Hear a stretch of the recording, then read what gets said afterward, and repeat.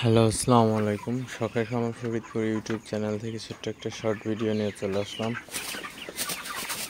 তো আমার মুরগির বয়স আজকে 34 দিন। তো 34তম দিন সকালে মুরগিগুলো আসলে নিয়ে যাবে একটু পরে এসে।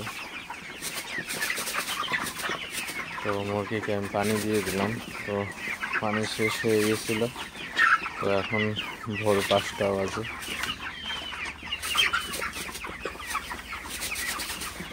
তো সকাল খুবই ভোরে পানি দেওয়া হয়েছে আসলে, কারণ এখন থেকে পানি বেশি খাই কয়েকদিন ধরে। তো পানি দেওয়ার পরে অবশ্যই তারাই দিতে হবে, তারাই দিলে কিন্তু সবগুলোই পানি খাইতে পারবে। আপনারা যারা ব্রয়লার খামারে আছেন অবশ্যই কিন্তু পানি দিবেন বেশি বেশি।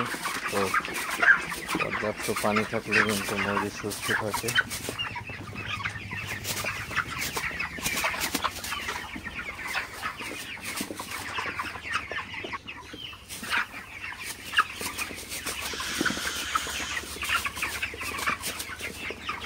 তো মুরগিগুলো আমার সেল হয়ে গেছে 155 টাকা করে।